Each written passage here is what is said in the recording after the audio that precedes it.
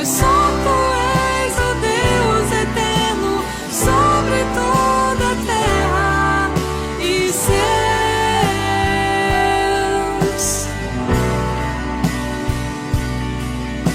Pois só tu és o Deus eterno sobre toda a terra e céus.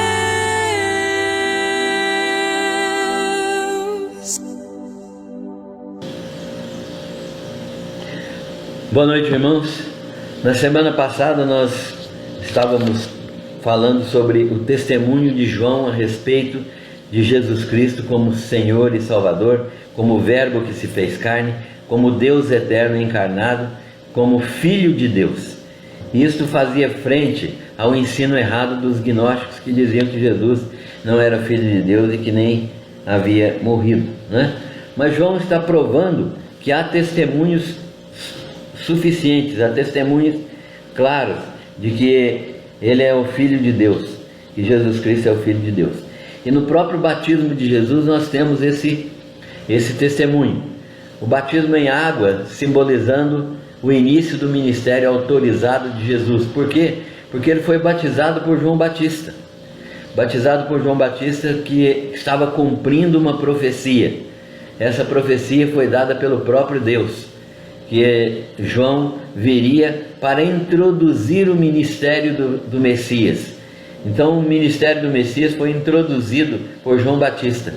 E o batismo em água era um batismo autoritativo.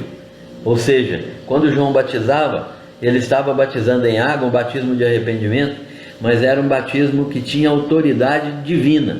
Um batismo que era de autoridade do Deus do céu, por ordem a João Batista. Então nós vamos analisar que Jesus Cristo recebeu o testemunho então do batismo de João Batista, o batismo com água. Mas também a outra confirmação do ministério de Jesus Cristo é o sangue que foi derramado no fim do seu ministério, o sangue do Cordeiro de Deus que purifica de todo pecado. Esse sangue derramado que lava os pecados de todo aquele que crê, é o que dá testemunho da verdade, com água e com sangue. Então são dois testemunhos. E o Espírito da verdade que testifica também, né? Nós podemos analisar que o testemunho concorda com a reivindicação de Jesus de que ele era o Filho de Deus e com a confirmação de João que ele era o Filho de Deus. Então há testemunhos no céu e de três pessoas: o Pai, o Verbo, né, que é o próprio Jesus Cristo, e o Espírito Santo, porque eles são um. E aqui nós temos a doutrina da Trindade exposta aqui, né? E na terra são três elementos que testificam: a água, o sangue e o Espírito Santo. Os três concordam em um.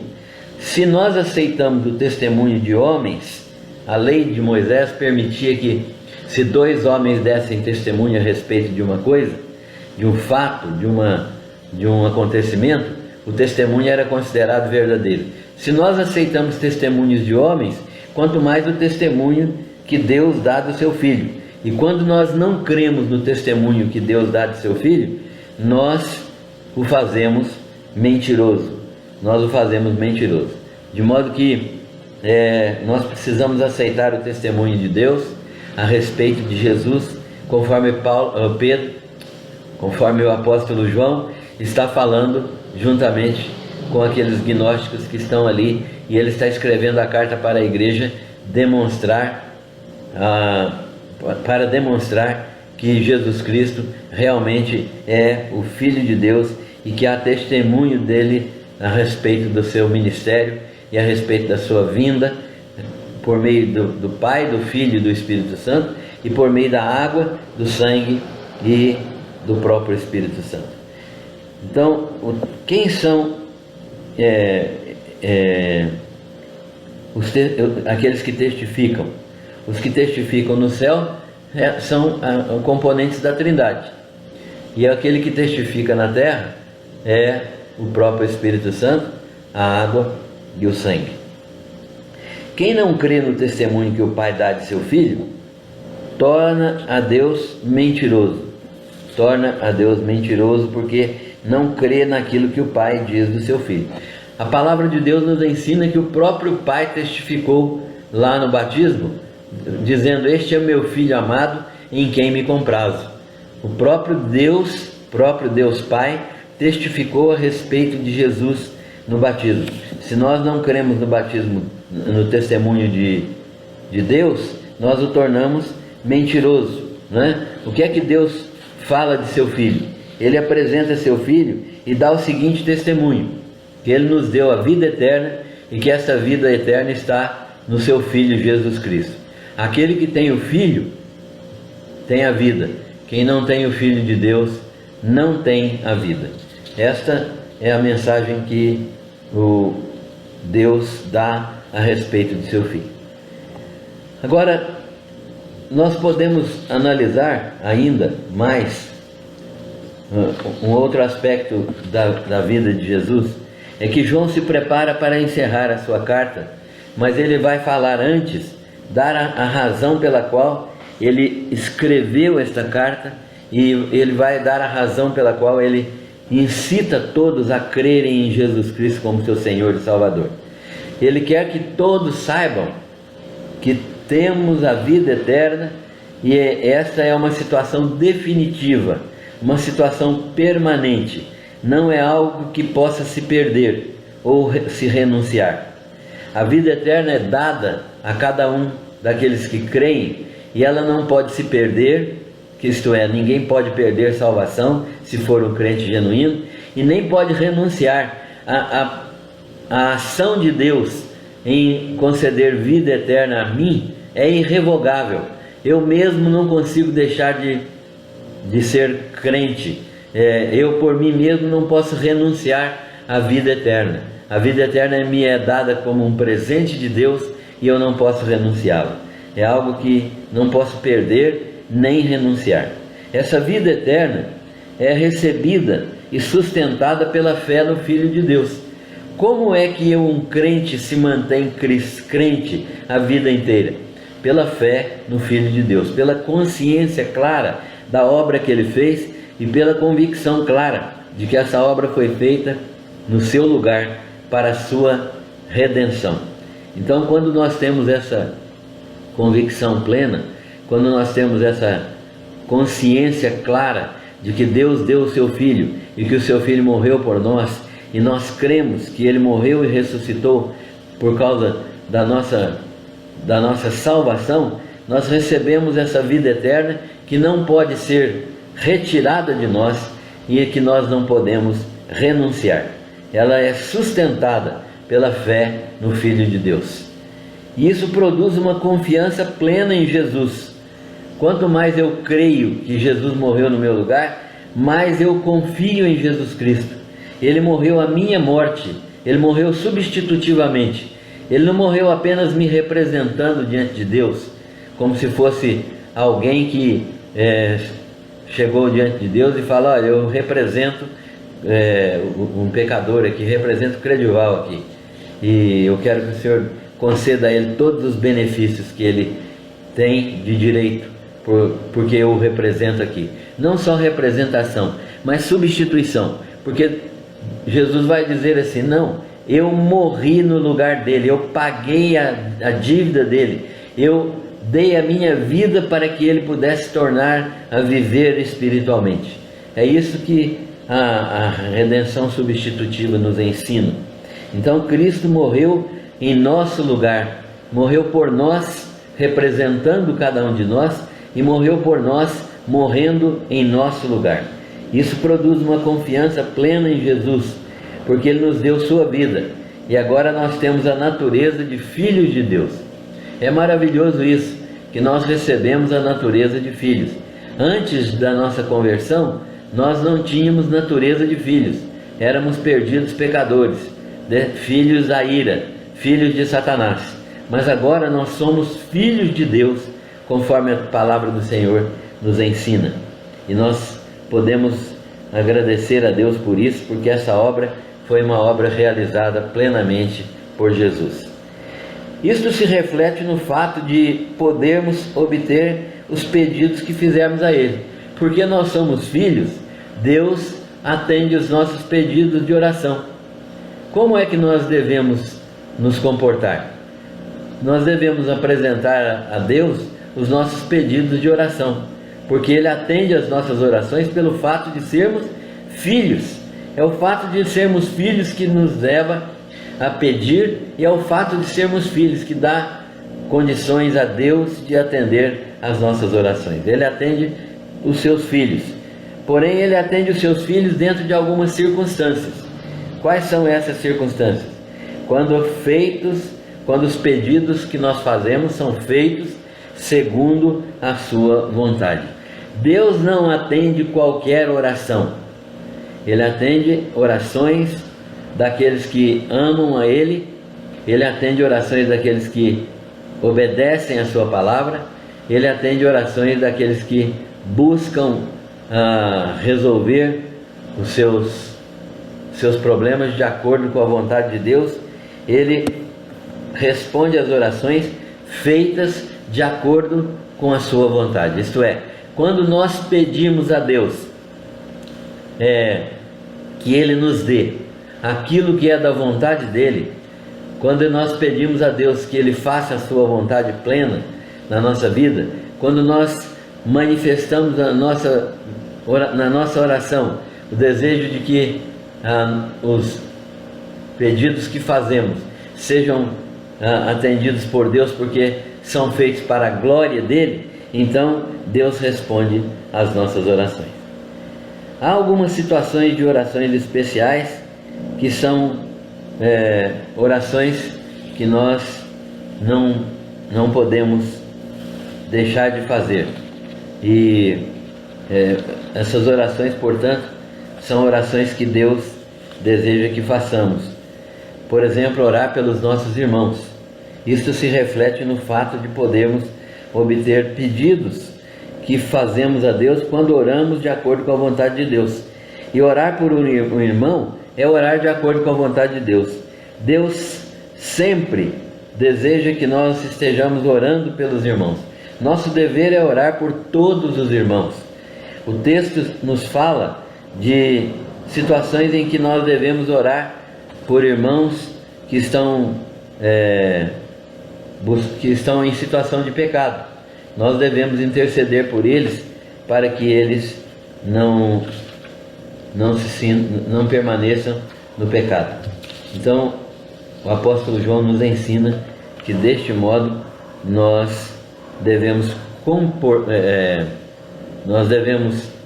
compor as nossas orações, buscando sempre a vontade de Deus e buscando sempre tratar os interesses dos nossos irmãos por meio da oração intercessória. Quando o irmão está em oração, está em pecado, a nossa oração deve ser uma oração que leve esse irmão à presença de Deus e para que ele busque arrependimento. Então, a nossa conduta é de intercessão pela restauração desses irmãos.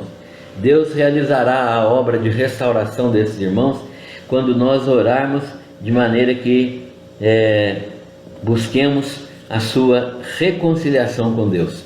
Nós devemos orar intercedendo pelo irmão em pecado, para que ele se arrependa dos seus pecados e para que ele busque reconciliação com Deus.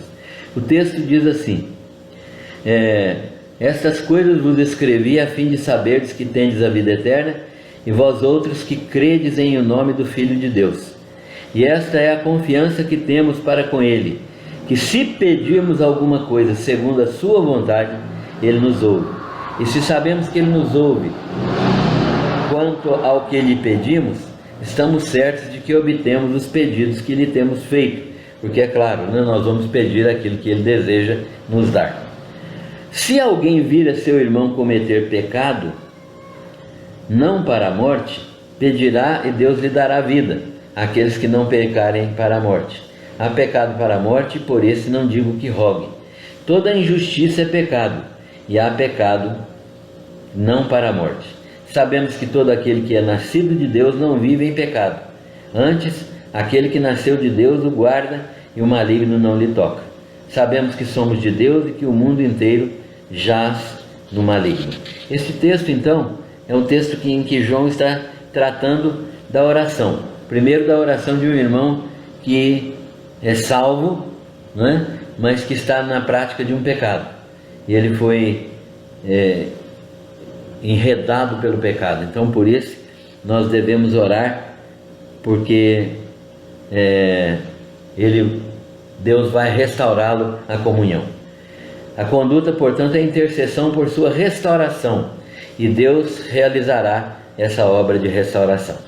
Segundo aspecto aqui é que pode se tratar de um irmão salvo cuja prática pecaminosa ultrapassou os limites da disciplina cristã e que ele não se mostra arrependido. A conduta nesses casos, quando o irmão não se mostra arrependido, é não orar, mas entregar ao Senhor tal pessoa para que ele receba tratamento de Deus. O exemplo básico desse aqui é em Corinto, quando um irmão que estava na igreja estava mantendo relações sexuais com a mulher do seu pai e estava endurecido, não queria abandonar o pecado. O apóstolo Paulo disse para os irmãos, não orarem por ele, mas entregarem ele à ação de Deus, a ação de Deus. E Deus usaria até Satanás para levá-lo ao arrependimento. A Bíblia ensina lá em Corinto que ele seria entregue a Satanás para destruição do corpo, ou seja, ele sofreria consequências no próprio corpo do seu pecado, podendo até morrer, mas para que não houvesse perda de salvação.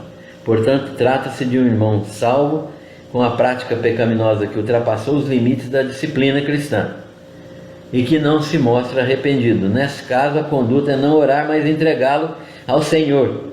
E tal pessoa, se entregue ao Senhor, vai receber um tratamento de Deus que pode ser até por meio de Satanás.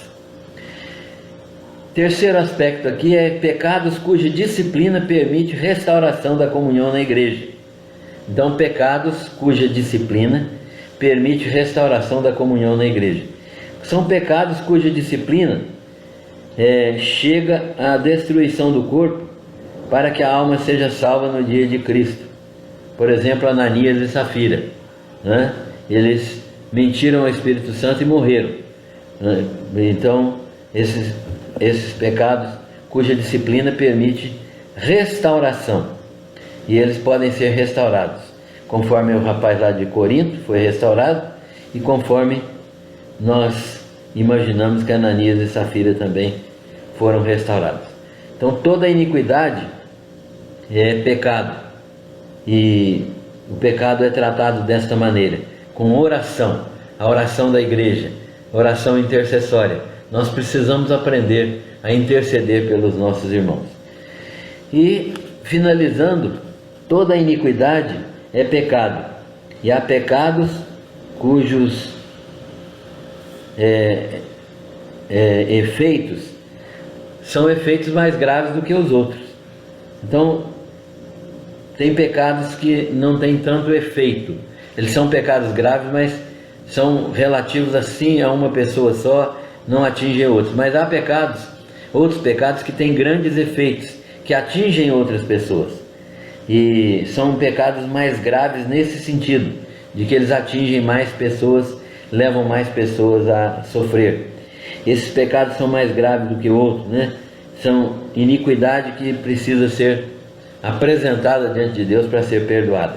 Quem é nascido de Deus não vive na prática dessa iniquidade, antes conserva-se a si mesmo, e conservando-se a si mesmo em santidade, não só por causa da sua natureza, o maligno não pode lhe tocar, né? A sua nova natureza não impede que o maligno lhe toque.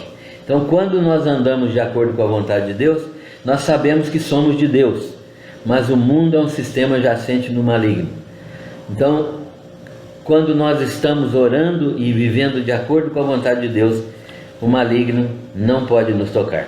Sabemos que todo aquele que é nascido de Deus não vive em pecado. Antes, aquele que nasceu de Deus, né, que é Jesus, o guarda o crente. E o maligno, que é Satanás, não pode tocar a vida do crente. Nós sabemos que somos de Deus e que o mundo inteiro jaz no maligno. E essa é a diferença que existe entre nós e aqueles que são perdidos, que não são filhos de Deus. Sabemos que somos de Deus porque não vivemos em pecado. Sabemos que somos de Deus porque estamos fora do sistema do mundo. Sabemos que somos de Deus porque conhecemos o seu Filho e temos certeza de que Ele já veio e está entre nós. Sabemos que somos de Deus porque estamos naquele que é verdadeiro, o verdadeiro Deus e a verdadeira vida eterna, que é o Senhor Jesus. Que Deus nos abençoe. Na próxima quarta-feira, se Deus quiser, nós daremos continuidade a este estudo, terminando a carta do apóstolo João. Deus abençoe a todos.